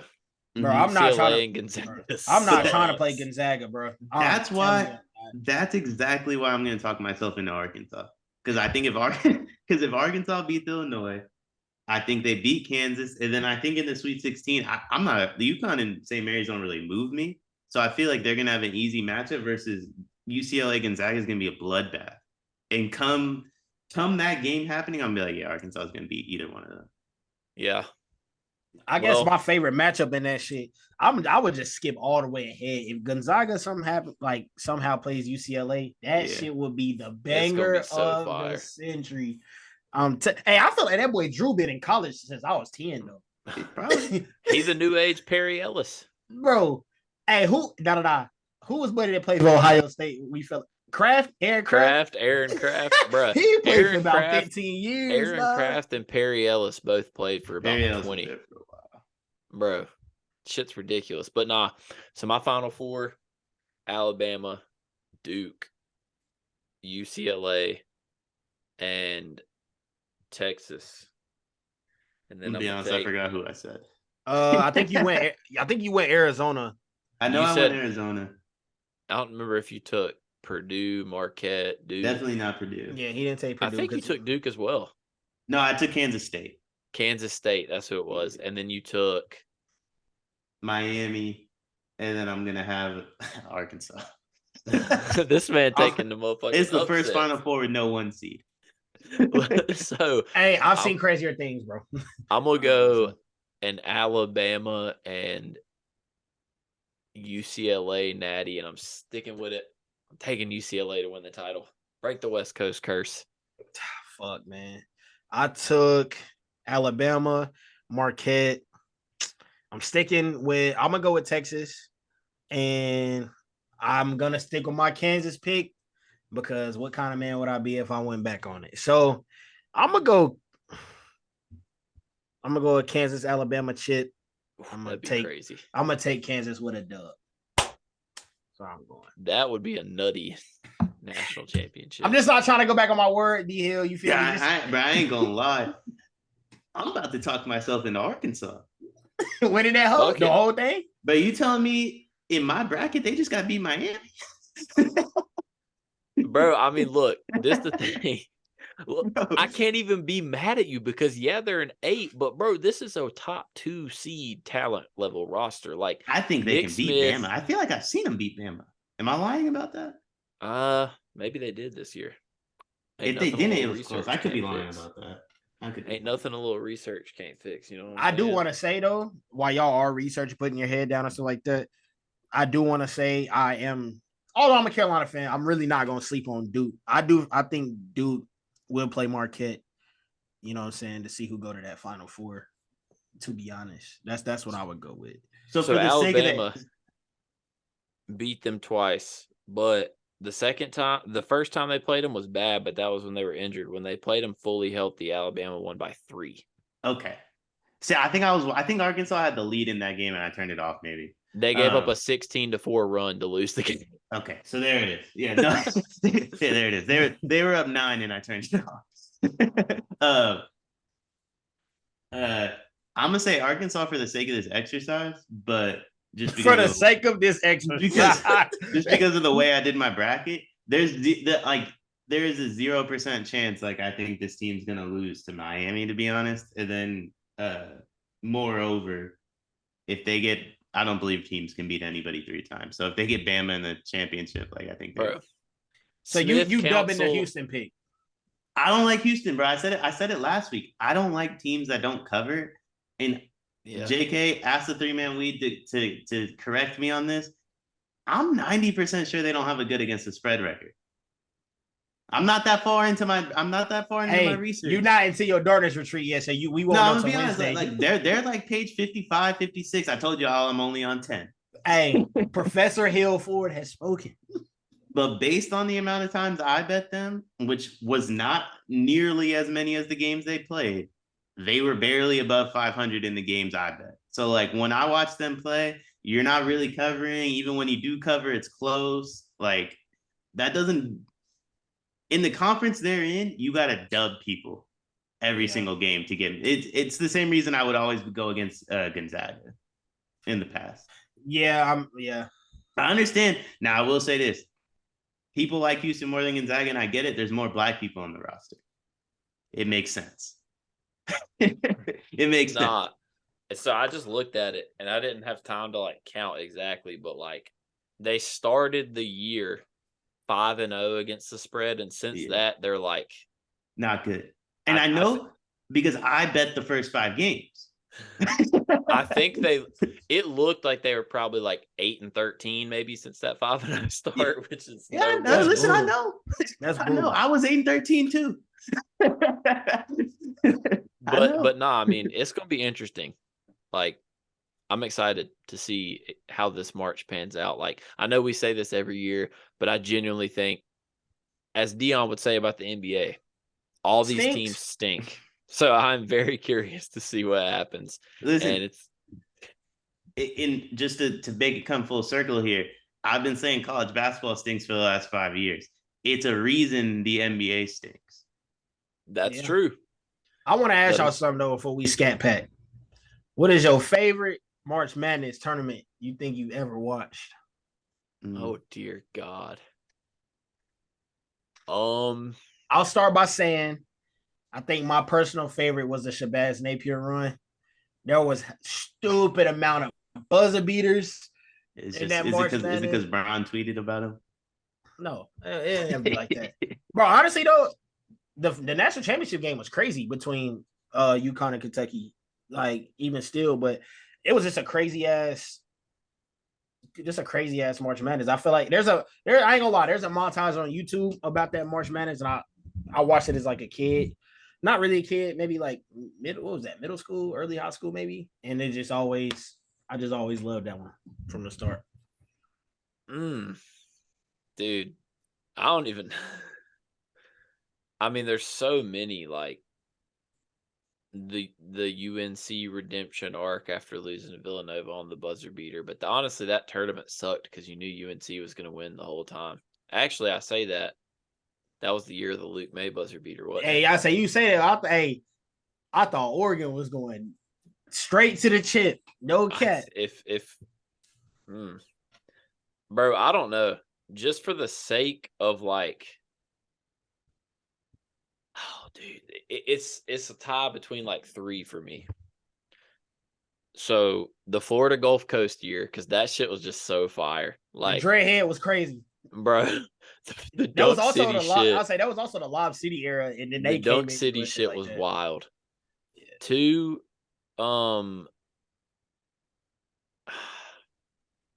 the year that Wichita State beat Kentucky was fire. That man, I think Freddie V was on that squad, but the ultimate answer is going to be 2014. Because watching Frank Kaminsky and Sam Decker beat that undefeated Kentucky team is top tier comedy to this day. That national championship was crazy though. What was the Villanova one where they like smoked Oklahoma by 50? Oh God! Are you talking about the buzzer beater? Cold. The buzzer beater year or the one 16? No, he's talking about the UNC other one. in 16. Yeah, because Villanova won. Did Villanova win 2 in 3 years? I think so. 2 or maybe 2. Well, one was because of Chris Jenkins and then Dante White Jesus. Them rosters. No, the Dante one. The Dante one. Yeah, bro, White Jesus. Those rosters were fucking nuts. They had Brunson, DiVincenzo, Paschal, Amari Spellman, freaking what was his Ryan Arcidiacono. Who did they beat in the Natty with Dante? Bro. I thought Dante was the UNC year. Nah, Dante was the year. He might have been on that team, but when he was the man, it was like a year or 2 after, 2 years after that, right? It was 2 years after. Yeah, he was on the UNC. He was on that tournament, Villanova smoked out everybody they played for real. Like that shit went. Bro, those rosters though, if you look at the NBA talent Villanova been putting out in the last like 6-7 years, that shit kind of crazy. Him, Mikal Bridges, Sadiq Bey, Jalen Brunson, Josh Hart. I mean, god dang. But I'm going to transition this because my most hated is in the world of college basketball. As a UNC alumni, it pains me for me to say that Hubert Davis and the UNC basketball program are my most hated of the week. Take my helm. You know they've been mine like last 2 weeks. That shit is foo-foo as hell what they did, bro. I don't give a fuck if Caleb and RJ and Armando didn't want to play. I don't care if y'all think y'all are too good, too prestigious, too high and mighty for the NIT. At the end of the day, You should have played in it. Clearly, this team needs to play some more damn basketball and get some reps in. But that shit just makes me mad because what did UNC fans do when Duke turned down the NIT? They talked all that shit for fucking a whole year. Oh, Duke thinks they're too good for the NIT. Now, all of a sudden, UNC turns down the NIT, and all the fans is on social media talking about we got expectations or like we're too good for that. Like, bro, but y'all was just roasting Duke 2 years ago. So it's like you can't say that. And also, like, I'm just fed up with Hubert. His teams have no discipline. A good coach would have had this team locked in from night one on the road to the comeback. Just like fucking Roy Williams did when they lost on the buzzer beater to Villanova. That team was locked in from day one. This team never was. They had no discipline. I just can't, man. This is like one of my least favorite UNC teams ever. I can't stand it. And for that, they are my most hated. So I ain't gonna lie, hey, boy. For a hating show, you just spoke some heat right there, man. And I like that, man. I like that for real. What you got, P? I don't know, bro, because I feel like my most hated was fans, or not fans, just social media when the Panthers traded for the first pick. The amount of people that really just didn't understand and started fucking glazing and just hating. Like, motherfucker, shit got to be done. Like, what did y'all want us to do? Did you want us to down? Or for all those people who said you ain't on the team, you can't say we or us. Fuck that bullshit. Carolina, what did y'all want them to do? You know what I'm saying? Go get Jimmy G, rock out? Like, I just can't stand sometimes the social media GMs, bro. That's all it is. Like, social media GMs, calm the fuck down. You're not Scott Fit. You're not none of them. Calm the fuck down. You at the crib just like me. Be a fan. Just like Isaiah Thomas told bro who wanted a Frosty. Be a fan. Shut up. That is part of being a fan. It is part of being a fan. My but guy sometimes can't want a Frosty. Hey, bro.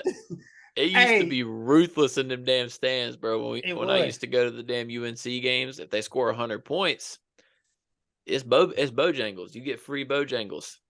And, bro, if they put the Biscuit Boys in, which is what they called like the walk-ons, because if we was scoring 100, it was a blowout. Bro, if they came in the game and didn't get us to the 100-point mark, they was fried on campus. It was ruthless. It was ruthless. Like, bro, you give me my damn free biscuit. Oh God. Hey, that's what I'm trying to say, man.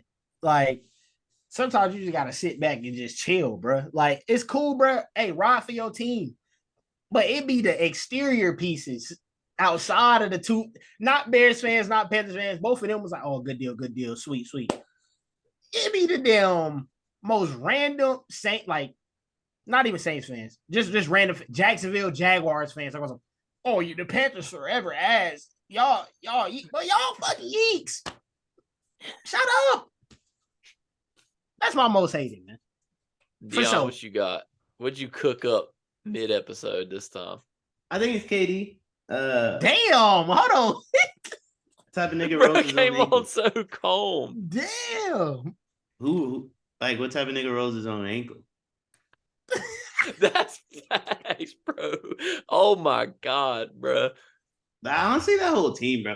And actually, scratch that. It's just the Western Conference. I've been waiting for niggas to beat us, and here we are.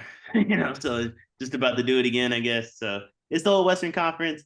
That includes Utah, who bailed the Lakers out. Like, this could be such an easier road for the Warriors, but like apparently Vanderbilt and like Malik Beasley are just worthless. Vanderbilt crazy, bro. Shout out them dogs, man. So like the Wolves, Conley for D'Lo. Fuck are we doing, man? So like the whole Western Conference, specifically them, the Suns stink. I appreciate the Kings for at least trying. The Kings are fun as fuck to watch. Yeah, they're gonna get smoked in the first They round, are, but like, they're at least they're trying. Shout out to the rehab boys in Memphis. Hopefully, Jokic learns how to play defense. Most hated also though. No cat. These D-book merchants. What does that mean, bro? Please hop off his bro. Nah, that is true, bro. Bro, he not tough, bro. There's sorry. The problem with Devin Booker is he has no casual fans. Everyone that's a Devin Booker fan, like, thinks he's top 5. He's this generation type of player. Talking you up. What Lucas say about him? Hey, he a Kobe merchant too. This generation. It's just this generation. But see, that's what's crazy to me is like, that's why it does surprise me a little bit, Deion, of like, besides the text and Kobe shit, why you hate Tatum, because he don't really be acting like this generation. He really just be hooping. Nah, well, okay. Like yes and no. Like he falls into that category to an extent to me. Like maybe he's more quiet, which is fine. He's less extreme about it, I guess, like, is what I'm trying to say. You can say like maybe he's more quiet. 2-1 at the crib in the finals, and they were talking cash shit, after game 1, after game 3, as they should, right? As they should. Like I have no issue with talking shit. But I mean, Steph buried them 4 minutes into that game. Which is fine. Which is more the reason you should love Jason Tatum, because him being so fucking ass is another reason like that you guys have a ring. But that's like the type behavior of that generation. It's the same thing. Like talk when you up, but then once you get punked, you roll. Like if they won game 5 or game 6, maybe I'd have a different mindset or whatever. Like I don't know, but like to be up 2-1. Talking like you're, the kings of the world. And then it's not like game 4 was like terribly close. Like Steph literally by the first time out, that game was over. And then they lost the next 2. So it's like, maybe he's more quiet about it, but I don't really see a difference between that and Luka saying, oh, everyone talks when they up, and then he wins game 6 and 7. Yeah, but then he wasn't talking that next series. So it's like the same principle. But look who he played. That's my point. Like, but Luka doesn't fall too far from that category to me either. I do think Luka has a little bit more gangster. Like he clearly understands. He got that dog in him. Yeah, like Luka clearly understands when you talk and they talk back, like that's a part of the game. But Luka does overly talk. Like I don't think there's any. Why he got so many texts? I ain't gonna lie, but Luka can, because he be popping his shit, dog. Like no, that's facts. I respect dudes that talk shit when they're winning, when they're losing, when it's tied. Everyone else in this whether it's Tatum, Book, obviously the whole Grizzlies organization. See, but that's the thing. It's like Tatum don't be talking shit. Like the people that talk shit on the Celtics ain't even the best players. Like Marcus Smart and Grant Williams, the ones that be talking shit. Didn't Tatum say after game 1 he made a comment about how since Steph said he didn't know who Jaylen Brown was, they've won every game against the Warriors on the road? At the point in time, it was a fact. Why you saying? That's fine. Again, I don't think that's shit talking. Again, I have no issue talking shit. Talk your shit. You've won every game in 4 years or whatever at Oracle and Chase. Like, talk your shit. Don't get punked in game 4, then roll over in games 5 and 6. Like that's just zero issues with Tatum talking. I really don't have an issue with the Kobe post. Ultimately, it was premature, but like I don't have an issue with the post. Like, but don't post that and then get punked in the final. No, I mean, but I guess what I'm saying is like, yeah, fuck that. Don't text the dead. I just no. I agree with that too. Outward, but he has the same up here. It's the same. He just is quiet, I guess. But up here is the same. Like I just don't think like the shit that freaking I don't know. Devin Booker are different. Are the worst. Nah, because low key, bro, the Suns were the Grizzlies before the Grizzlies happened. That's why.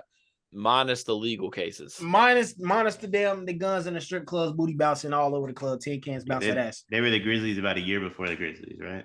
Bro, because remember the workout videos and shit? Bro, corny as hell. But the Celtics do the same thing. Yeah. Bro, we just came on here last week talking about the Celtics lost the game and then immediately worked out after. Did we? Yeah. Was that us? That was my most hated last week. Either way, I agree. Bro, the Celtics do the same shit. That's Tatum. Tatum and Book are the same person. Tatum's just quiet. And better. Yeah, he's better. Yeah. And better. Hey, I guess that's why I don't got much of a problem as Tatum talking shit, because He a top Like, five. Tatum is at he a least, top again, like, 7 player of the league. Zero issue with talking shit. You should talk shit. Talk your shit. But I just like, don't like it because, like, quiver. I don't think either one of Devin Booker or Jason Tatum are hard, but I think Devin Booker is like one of the softest motherfuckers in the league. I don't think anyone in the league's hard for what it's worth. Like, there's a reason they're millionaires. There's no millionaire that's truly hard. It is what it is. Hey, Like, I ain't fucking with DeMar, bro. He gonna have the whole motherfucker. DeRozan. Yeah, no, DeMar. Yeah, again, he'll have the whole everyone else because he's not gonna do it. That's just because he made it out. To be fair, He ain't the breadwinner of the situation. Still not gonna do it. That's my point. Like, I'm not saying they don't roll with some people that are hard, but individually speaking, like, Ja's not hard. Maybe the people around him are though, but like, he's not. Book, same thing. I'm sure Book roll with some dudes. He from LA, right? I think he's from Compton. I could be wrong. I don't fucking know. But either way, I'm sure they all roll with some dudes. I gotta look up where Book from. He might be from the middle of Kansas for all I know. I just know he plays in the Drew League, and I just assume he's from LA. But either way, I don't think anyone in the league's hard. But to me, like, what makes you a gangster from NBA terms is what Luka does. Talk shit up. From Grand Rapids, Michigan. Oh, that's right. That's right. I did hear some people talking about, like, apparently he's from a hood in Michigan, which is like, But you from the Grand If Rapids. it ain't Detroit, I'm not sure. If you coming up to me, I'm not sure what that means. Let's box. If you like let's box, you don't know where I'm from. Where you from? Well, Grand Rapids. Ain't that where Floyd from? Maybe. Where Floyd from? Is Floyd from the Grand? Bro, come on now. That's Floyd though. You know what I'm saying? Floyd was in the boxing ring at 3. Well, you can't be talking about let's box and then he's from the state. Hey, that's all I'm saying. Hey, hold on. Where is Floyd from? He is from Grand Rapids. That's hilarious. You can't be talking about, oh, you grew up and you don't say let's box. Like, yo, you from Floyd neighborhood. Of course they box. You gonna be like, oh, where you from? I'm from Grand Rapids. Oh, fuck, my fault. That's where Floyd from. Bro, my bad. That's where Floyd from. His dad was a boxer. His granddad was a boxer. The boxing joke was poor. Hey, listen, the boxing joke was poor. It was. You could have used the boxing joke backfired immediately. Hey, fuck it though. Floyd don't even claim Grand Rapids. That mother claim Vegas. For real. Floyd for sure dude claimed Grand Rapids. Maybe not anymore, but he did when he fought Pacquiao and like Cotto and all them. But anyway, no one's hard. To me, a gangster in the league is not being afraid and not like quivering and not backing down. At the end of the day, I think there's probably a couple, but that's the ones that like literally is Ariza still in the league? Up until they went to college to hoop, were like actually in the streets. I feel like if once you get there, then it could kind of be hard to like not still have that same mentality. But is Ariza still in the league? I don't know, bro. I think he still has to fulfill his. I think he still has to fulfill his prophecy of playing for every team. Wait, Mike Scott though. Mike Scott hard, ain't he? If he's still in the league, I would say Trevor Ariza really about that. Nah, Mike Scott is too. I can't lie. Who? Mike Scott? Yeah, he's probably not in the league though. No, he's not. And Draymond, thankfully, is not really anymore. But like, there was some points where like he would go home for the offseason. I was like, I don't know if he's coming back. What about Gilbert Arenas? Yeah, Gilbert was hard to, but like that era of players. That era of players is dwindling. Like, yeah, I think it's so different too because it's impossible to come up like that now and make it to the league because it's so AAU centric and everything like that. So you have to it's stupid. I'm not asking them to kill nobody. I'm not asking them to sell drugs. I'm just saying if someone talks shit to you, don't roll over and die. Don't be a bitch. That's my definition of gangster when it comes to the NBA. Love that shit. Yeah. Grizzlies play whip that trick, dance along. See, I would argue though that like the Warriors were just way better than the Celtics. I don't know if the Celtics really rolled over. I think the Warriors are just fucking better. Jason Tatum had a shitty final. Jason Tatum was ass. That is a fact. So I mean, I think so I watch all the content when it comes to the finals. Essentially for 2 weeks, I'm immersed in that. Watch the Celtics leave the arena game 4. It was over. I mean, that's why they say though, and I agree. Most important thing, doesn't matter how good your team is, you ultimately win an NBA Finals by having the best player on the court, and that's just how it goes. Like, yeah, but hey, listen, like, I mean, you can be like, I'm not saying the Celtics were better than the Warriors. I do completely agree with that, and like to an extent, like, like Robert Williams actually playing makes me feel even more about that. But like, and someone was hurt for y'all, like that didn't play, like actually didn't play. Maybe not. I'm trying to think. No, I don't think so. I think everyone played. Either way, I don't care that they lost. Watch the Celtics leave the arena game 4, watch them enter the arena game 5, and compare it to game 3 leaving and game 4 entering. Yeah. And that was a dead team walking. Like, I'm good with losing. Not really. I fucking hate when my team loses. I think that like, every year you don't win a championship is a failure. But I can call Tatum a gangster if, regardless, win or lose, if the way he was entering the building and the way he was leaving was, he didn't look like he wanted to be there in games 5 and 6. That's my issue. I can't really sit here and say you're wrong because I really don't know. No, it's facts. He bro, like you could.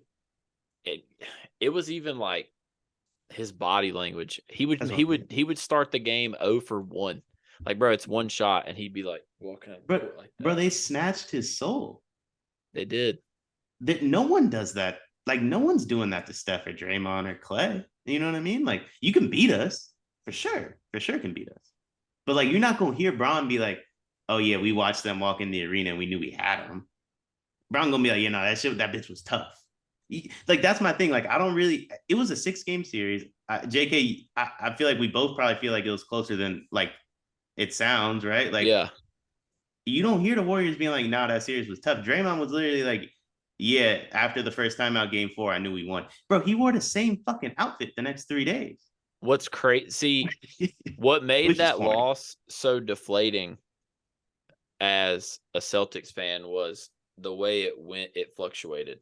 Game 1, the Warriors looked like they sucked the life out of the Celtics in the first 3 quarters of game 1. Celtics had that fourth quarter, come back and win game 1. And then you're like, oh shit. And then it's like the energy's high. And then Tatum wasn't even on the fucking court. And then it goes from here to fucking. Yeah. It was just so up and down. But listen. Bro, I just think I want to say this on here. OnlyHaters exclusive. I won't say this nowhere else. I mean this verbatim.